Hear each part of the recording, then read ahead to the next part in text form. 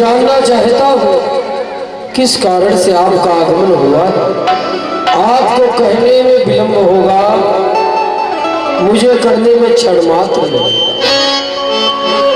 राजन, आप जानते हैं मैं तारक वन में निवास करता हूँ, जो स्थान ऋषि मुनियों की तपस्थली के कारण कभी तपोवन कहा जाता था, आज राक्षसों के अत्याचार से, तारका के अत्याचार से उस वन को तारक वन कहा जाना लगा है।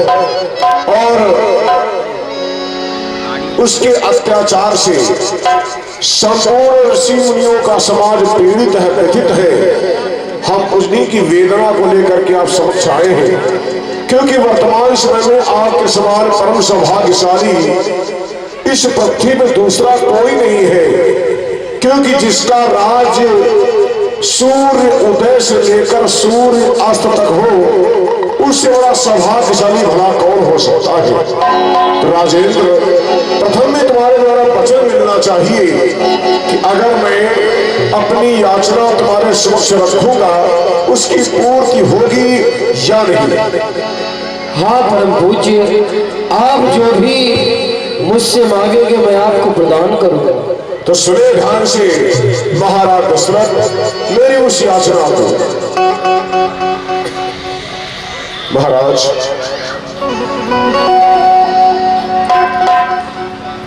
महाराज स्वर करें। मैं यज्ञ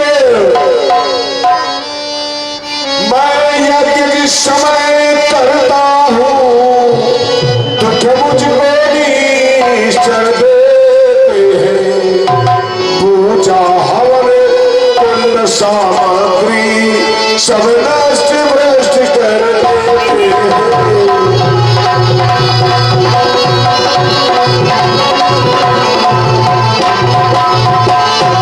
असुरों के अत्याचारों से मैं अत्यधिक घबराया हूँ। रक्षा सहायता हेतु राजन तो चीजें लेने आया हूँ।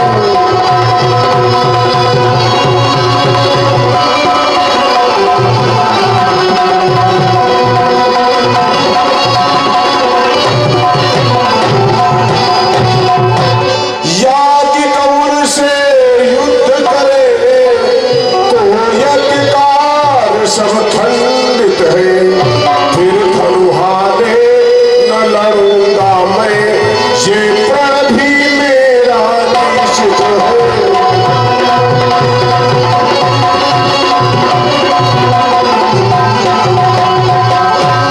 महाराज, यज्ञ विधि के अनुसार यज्ञ करता हाथ में लेकर अगर युद्ध करता है तो उसकी यज्ञ खंडित मानी जाती है।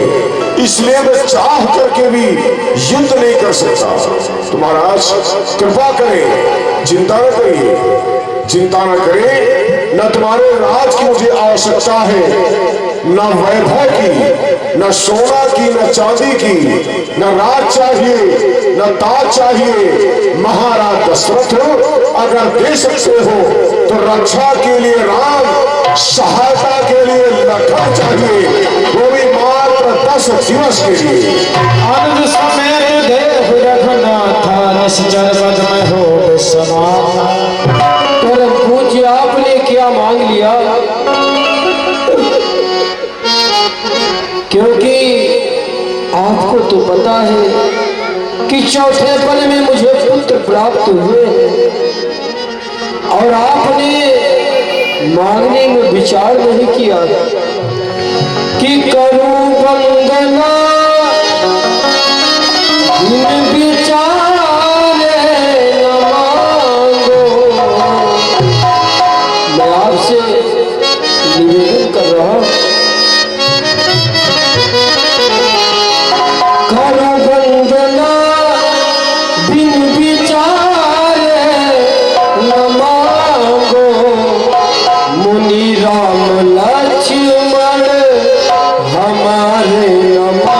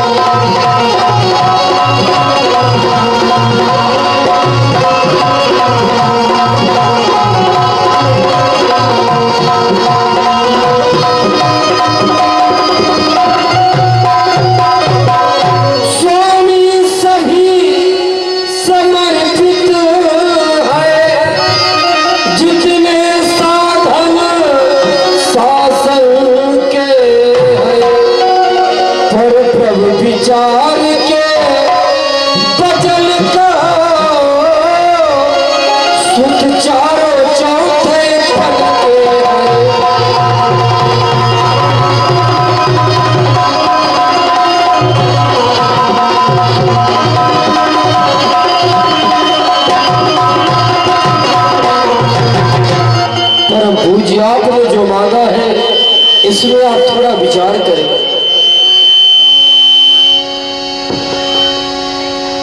महाराज दशरथ, मैं स्वयं में आश्चर्यचकित हो रहा हूं, क्योंकि मैं जब अपने आश्रम से यहाँ के लिए आया कि मैं थोड़ी सी सहायता के साथ जा रहा हूं, मेरे मन में विचार था कि मैं चक्रवर्ती नेपाल महाराज दशरथ के दरबार जा रहा हूं, जिस दरबार से आज तक कोई याचक कभी खाली हाथ नहीं गया। लेकिन तुम्हारे रोने धोने को देख करके मैं विचलित हो गया। तुमने कहा मेरे बच्चे बहुत भोले भाले हैं, धनुष को चलाना क्या जाने। अरे महाराज, जिस समय तुम्हारे पुत्रों का प्राकट्य हुआ, तुम भावावेश में अपने गुरुदेव वशिष्ठ के पास पहुंचे और जाकर उनसे कहा, जाकर नाम सुरत शुभ होई, मोरे गृह आवा प्रभु सोई। जिसके नाम को सुनने मात्र से शुभ होता है, ऐसा भगवान मेरे घर में आया है। जब वो भगवान है तो छोटे और बड़े की विचार करने की क्या आवश्यकता। फिर तुमने कहा कि मुनिवर आपने वचन विचार करके नहीं कहा, तो संतों की विशेषता होती है, संत बिना विचारे कोई कार्य नहीं करते हैं। जब मैं अपने आश्रम में था तब मुनिवर मन कीन विचार किया, तब मैं यहाँ आया। फिर उसके पश्चात मैंने तुमसे तुम्हारे पुत्रों को सदैव के लिए मांगा नहीं, मैंने कहा अपने पुत्रों को राम और लक्ष्मण को 10 दिन के लिए सौंप दो, क्योंकि सौंपी हुई वस्तु वापस ली जा सकती है और किसी को दी हुई वस्तु वापस ले नहीं सकते। सौंपने और देने में यही फर्क है। तो मैंने सौंपने के लिए कहा कि 10 दिवस जिम्मेदारी के साथ सौंपिए और हम जिम्मेदारी से लेंगे। इसलिए महाराज, रघुवंश की परंपरा का पालन करते हुए आपको ऐसे शब्दों का उच्चारण नहीं करना चाहिए। महाराज, मैं कैसे दे सकता हूं। अरे महाराज, विचार करिए, तुम्हारे पुत्र राम लक्ष्मण भरत शत्रुघ्न का प्राकट्य कहां से हुआ है, जन्म कहां से हुआ है? यज्ञ से। और आज संकट किसमें है? यज्ञ में। तो उसकी रक्षा के बाद कौन आएगा? उस नारायण कौन होगा? अर्थात तुम्हारे पुत्र राम और लक्ष्मण को महाराज दशरथ हर्षित मन से प्रसन्नचित होकर के अपने पुत्र राम लक्ष्मण को मेरे साथ दे दो। इसमें तुम्हें सुंदर यश की प्राप्ति होगी और उन दोनों बालकों का कल्याण। परम पूज्य, आप ये जो कह रहे हैं ये सत्य है, लेकिन आपने मांगने में विचार नहीं किया कि हमें मांगना क्या है। कि मांगहु भूमि तेनु तनु को सर्वस देहु आज सभरोसा। परम पूज्य, आप भूमि मांगे, गौए मांगे, धनुधार मांगे, आपको मैं दे सकता हूं। कि देह प्राण दे प्रिय कतुनाई, राम दे तु नहीं बने गोसाई। इस शरीर में प्राण से बढ़कर कुछ नहीं, वो आपको मैं दे सकता हूं। कि सब सुध मोह प्रिय प्राण की नाई, राम देत नहीं बनए गोसाई। वैसे तो चारों पुत्र मुझे प्राणों के समान प्रिय है, पर राम लक्ष्मण मेरी आंखों के तारे हैं। फिर राम मेरा सुख धाम मेरा, कब उसका विरह गवारा है। इस घर की वही चांदनी है और आंगन का उजियारा है।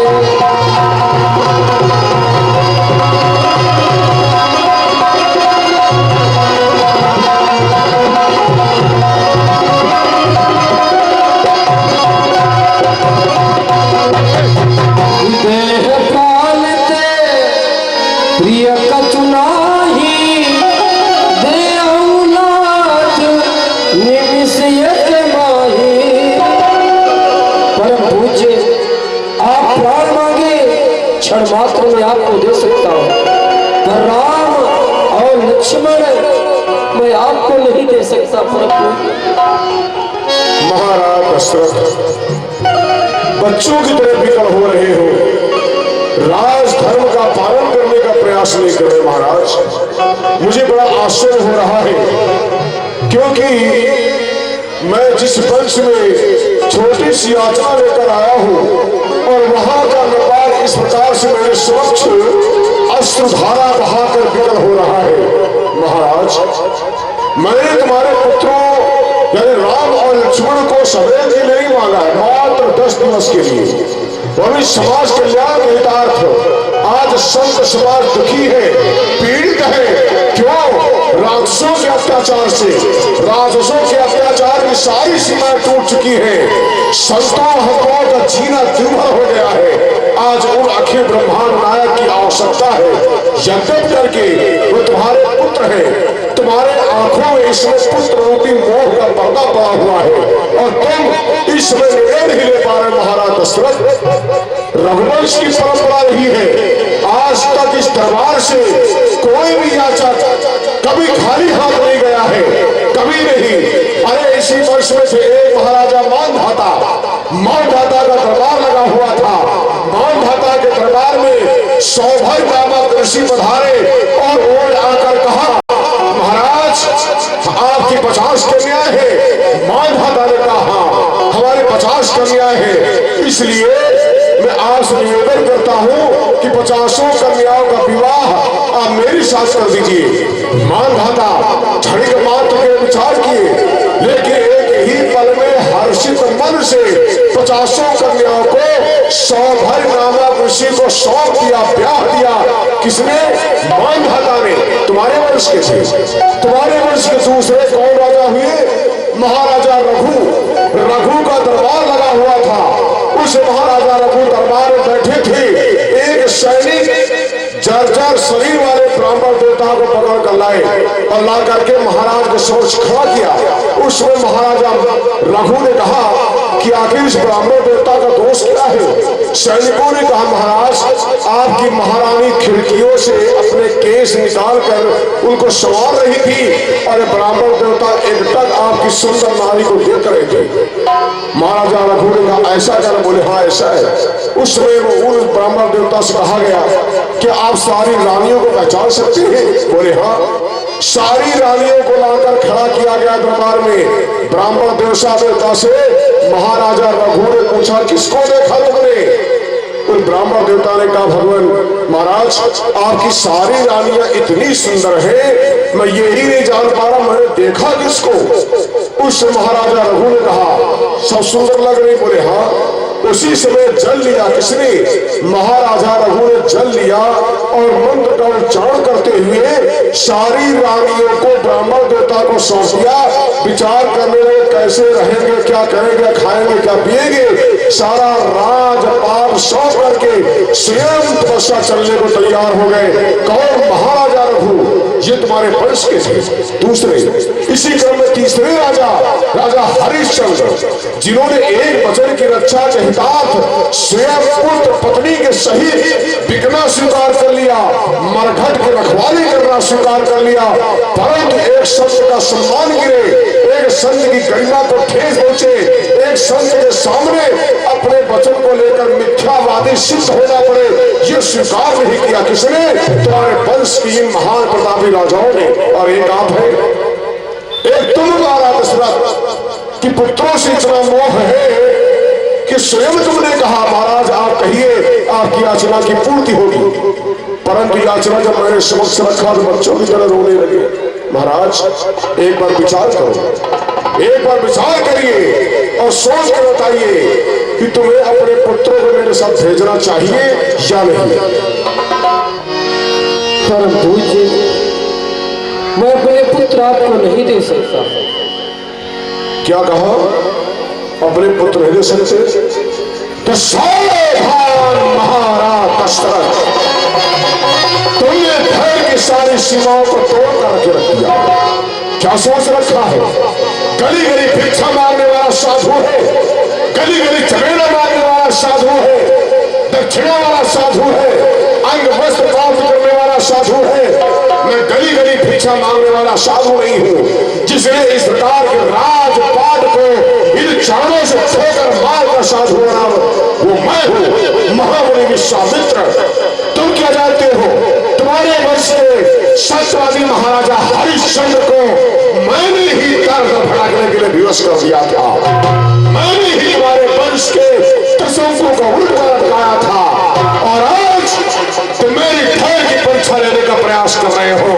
अगर सुनो राम महाराज दशरथ, अगर राम नहीं तो फिर अयोध्या किसी काम की नहीं। मैं प्रस्थान करता हूँ सरयू की ओर, स्नान नित्य क्रिया कर्म से निवृत्त होकर के श्री के दरबार के मध्य आ रहा हूँ, और आकर के एक पल में तुम्हारी संपूर्ण अयोध्या को जलाकर राख किए देता हूँ। सावधान।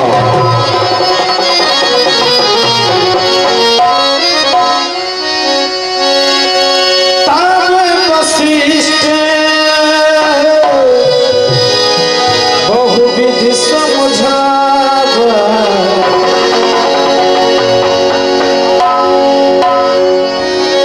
तब वशिष्ठ बहुविधि समझावा, कहाँ पावा। आप चिंतित दिखाई दे रहे हैं, क्या कारण है? परम पूज्य महामुनि विश्वामित्र जी का आगमन हुआ। उन्होंने मुझसे कुछ वचनों की याचना किया, मैंने हाँ कर दिया। उन वचनों के स्वरूप में उन्होंने राम और लक्ष्मण को मांग लिया। मैंने देने से मना कर दिया। वे क्रोधित होकर सरयू जी का जल लाने गए। हमारी से अयोध्या को नष्ट कर देंगे, अब आप ही इसकी रक्षा कर सकते हैं। महाराज दशरथ, आपने वचन का पालन नहीं किया, अर्थात राजधर्म का पालन नहीं किया, और आप मोह में पड़ करके महामुनि विश्वामित्र जी को रुष्ट कर दिया। आप उनके विषय में भली भात जानते नहीं हैं। वे योगी राज कहते हैं, तू उनसे कुछ संकोच न कर। वे बड़े विचारशील मुनि है, तू किसी बात का सोच न कर।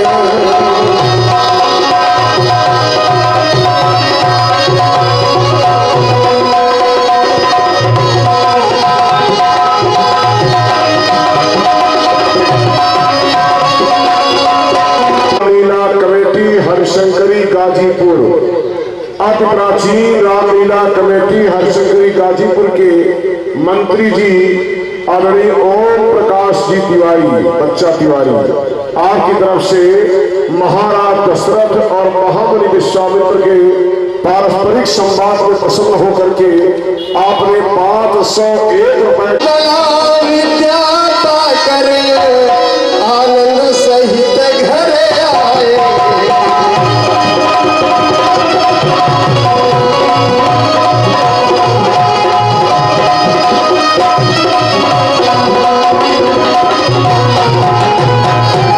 और महाराज, वो आपका यश और आपकी कीर्ति का पताका सारे विश्व में फहराना चाहते हैं।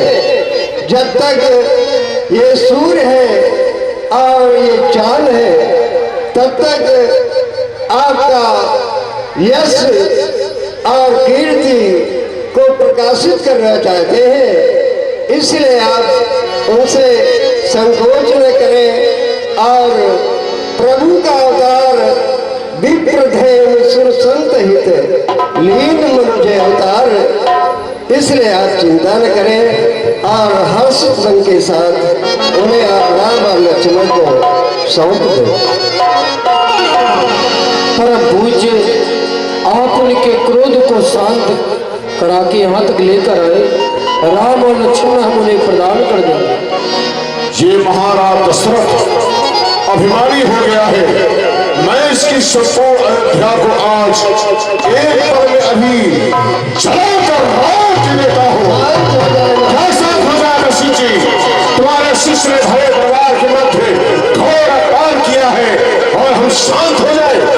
आपकी मनोकामना अवश्य होगी। मेरी मनोकामना को आप जानते हैं? अवश्य जानते हैं। कौन सी मनोकामना है मेरी? आपको राम और लक्ष्मण चाहिए, वो आपको अवश्य मिलेंगे। अगर राम लक्ष्मण की प्राप्ति हो रही है तो वशिष्ठ जी हम भी अपने क्रोध का त्याग शिक्षण किए देते हैं। ठीक है, आओ गले मिले। लेकिन वशिष्ठ जी, अब मैं महाराज दशरथ से अपने मुख से नहीं कहूंगा। तुम इसको आदेश दो कि शीघ्रता से बुलावे अपने पुत्र राम लक्ष्मण को और 10 दिन के लिए सौंपे, न 9 दिन न 8। ऐसा ही होगा। प्रणाम गुरुदेव। अतिया दई तो तनये बुलाए, अतिया दई तो तनये बुलाए।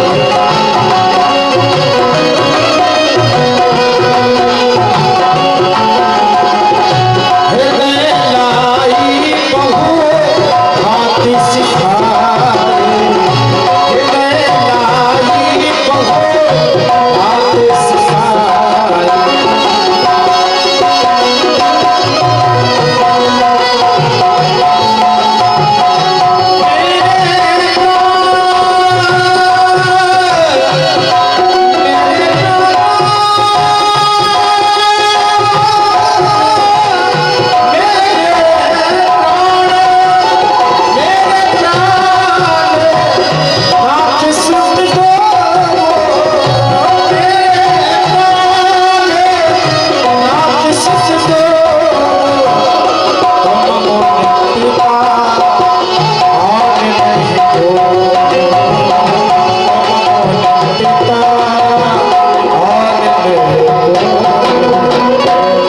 पुत्र राम और लक्ष्मण, तुम दोनों भाइयों को महामुनि विश्वामित्र जी के साथ इनकी यज्ञ रक्षा के लिए जाना है, क्योंकि राक्षसगण इनकी यज्ञ रक्षा को पूर्ण नहीं होने दे रहे। परम पूज्य, हमारे जो प्राण है वो आपके सन्मुख है। हर लो हाथ मीन का हाथ नाथ, ये दोनों भोले भाले हैं। लो हाथ मीन का हाथ नाथ।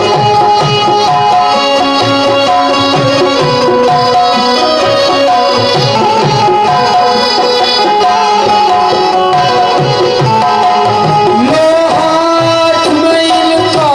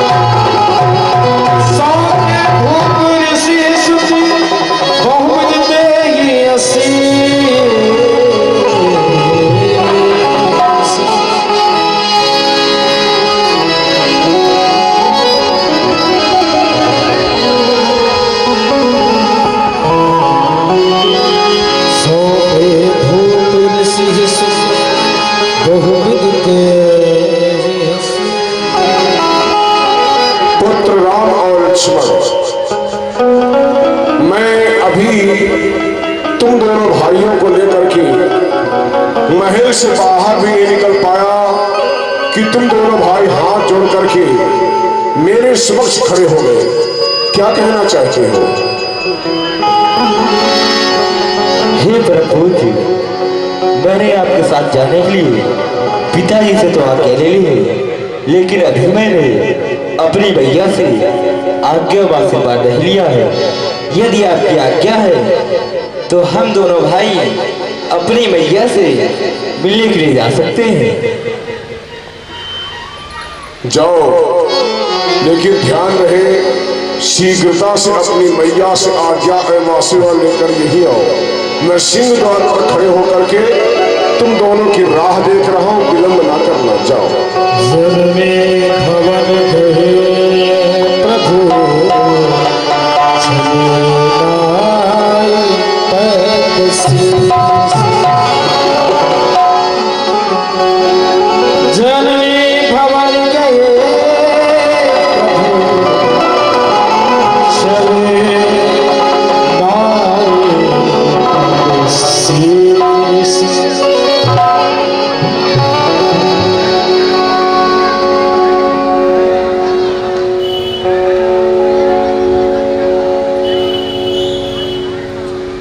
आओ पुत्र, आसन ग्रहण करो।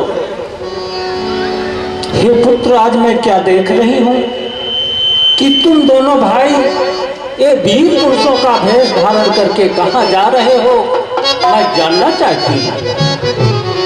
ये भैया, हम दोनों भाई श्री पिताजी की आज्ञा मानकर ऋषिराज जी के साथ उनकी यज्ञ रक्षा जा रहे हैं और आपसे आज्ञा व आशीर्वाद लेने आए थे कि धैर्य धरा और धर्म पे करते राक्षस अत्याचार, मारूंगा राक्षसों को जब तक चले सांस की ताक, भले घर द्वार छूटे अतिथि सत्कार छूटे, भले घर द्वार छूटे अतिथि सत्कार छूटे, धरा और धर्म पे करते राक्षस अत्याचार।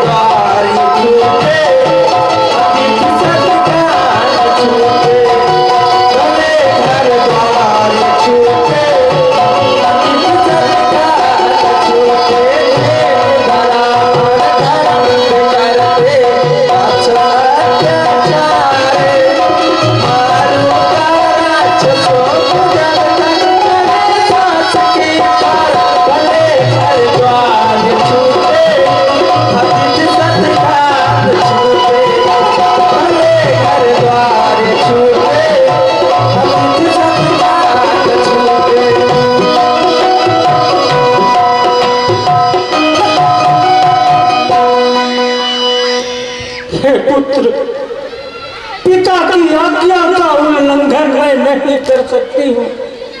जाओ मेरे लाल, अति शीघ्र वापस आना। जाओ तो सुंदर कुंवर बाढ़े बल बुद्धि अंग, विजय विभूति मंगल करे, मिट जाओ मुनि छूटे संग। अरे तुम तो चले मुनि संग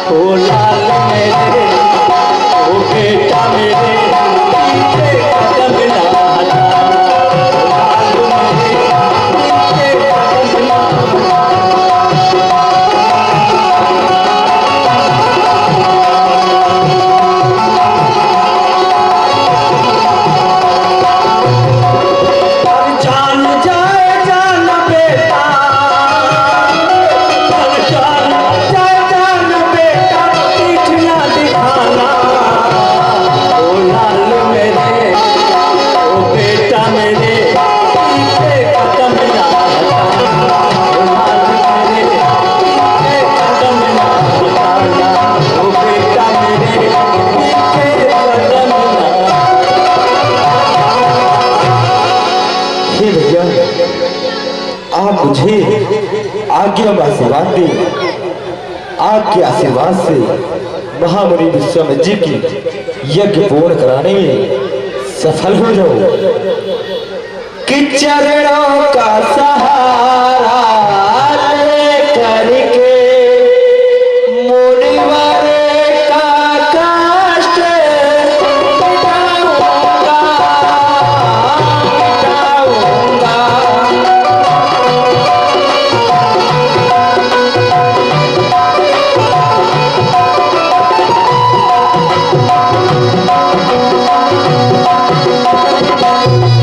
चरणों का सहारा लेकर के मुनिवर का कष्ट मिटाऊंगा, मिटाऊंगा।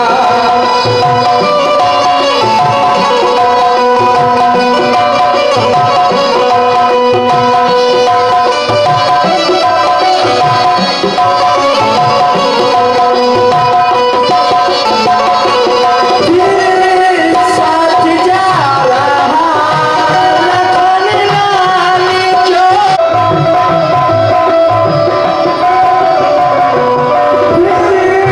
साथ जा रहा लखन लाल जो, मेरा ध्यान खाली हाथी बातें है अपनी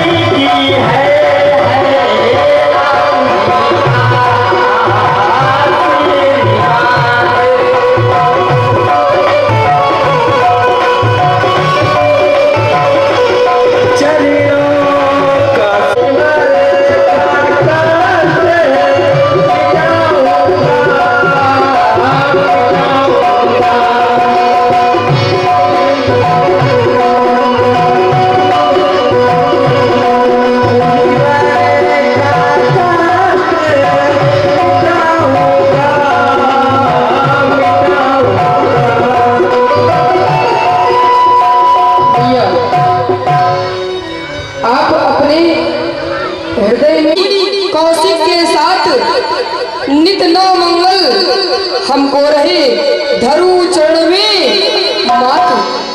माता आज्ञा दीजिए, माता आज्ञा दीजिए। द्वार खड़े मुनिनाथ यज्ञ पूर्ण करी आई हो वेगी भैया के साथ। आप अपने हृदय में धैर्य को धारण करिए। हम दोनों भाई अति शीघ्र ऋषि राज जी की यज्ञ पूर्ण कराकर महलों में आएंगे। हे भैया, आप मुझे जाने की आज्ञा दें कि जा रहा हूँ तेरे मैं तो घर द्वार से, हाँ घर द्वार से, मैया करे तो विदा आज तो प्यार से, मैया करे तो विदा आज तो प्यार से। आज तो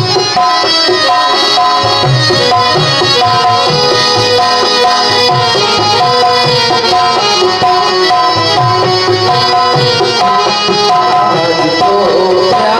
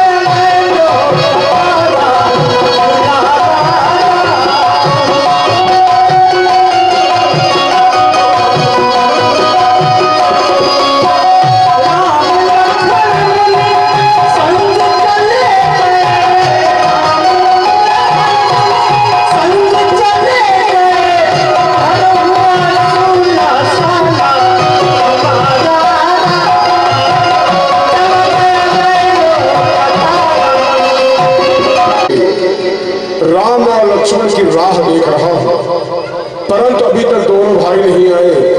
कहीं ऐसा तो नहीं कि महारानी कौशल्या ने सीधे आदेश प्रदान कर दिया हो कि पुत्र राम और लक्ष्मण, तुम दोनों भाइयों को महामुनि विश्वामित्र के साथ ले जाना है, क्योंकि पुत्रों के ऊपर माँ की ममता अत्यधिक होती है और उसी का प्रबल सहारा लेकर के महारानी कौशल्या पटवानी है, सीधे आदेश प्रदान कर सकती है।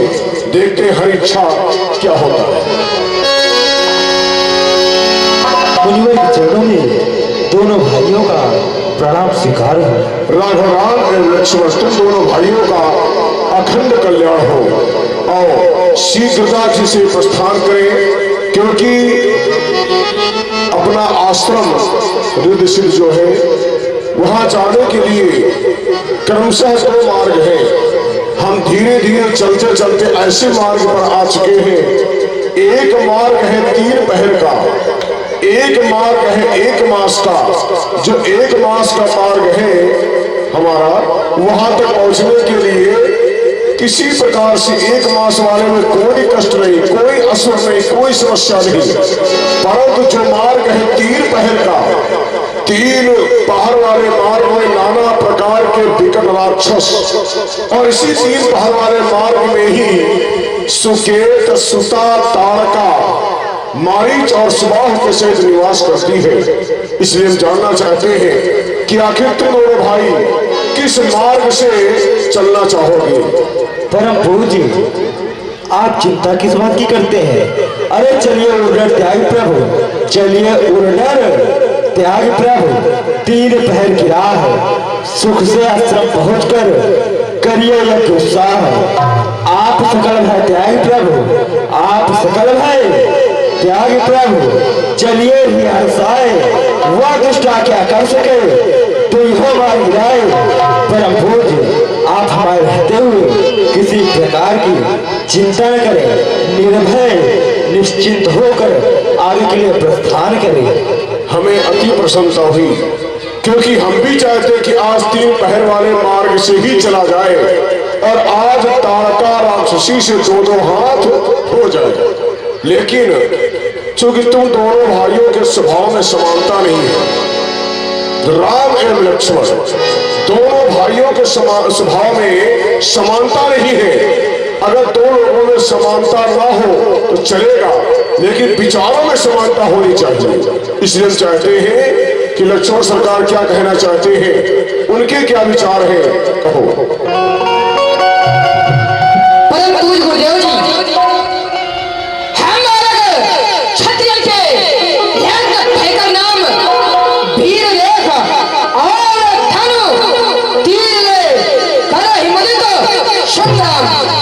परम पूज्य गुरुदेव जी, आप निर्भय व निश्चित होकर 3 पहर वाले मार्ग से ही चलिए। आपको हम दोनों भाइयों को रहते हुए चिंता की कोई आवश्यकता नहीं। राघवराम और लक्ष्मण, आओ चलिए।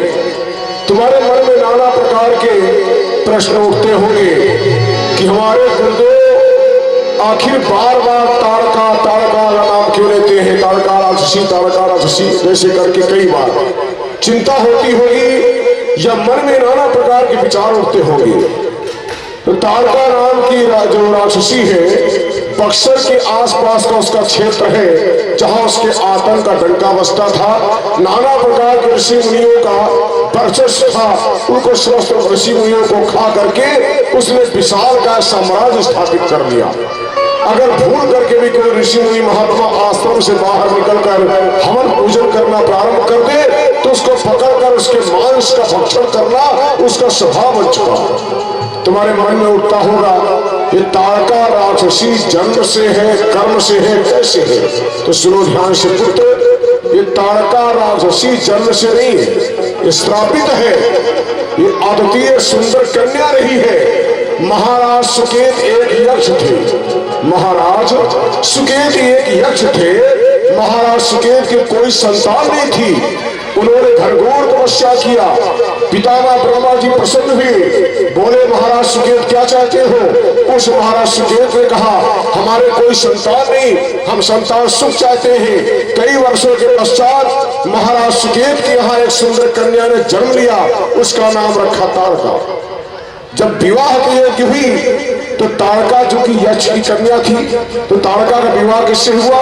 तुंद नामक एक यक्ष से। तो तुंद उसका पति बना। पति बनने के पश्चात कुछ महीने बाद 2 पुत्र हुए।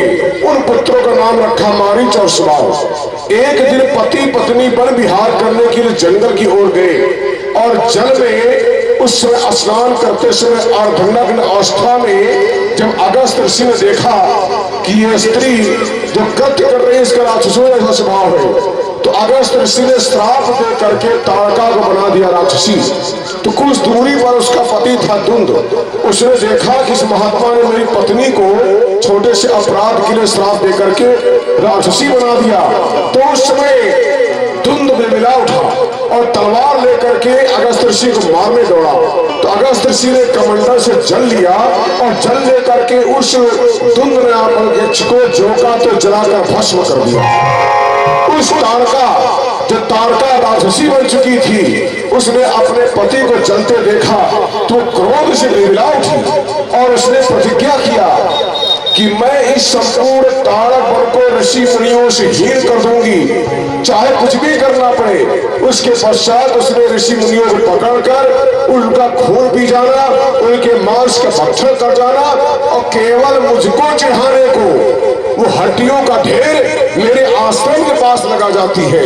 ऐसी वो दुष्टा।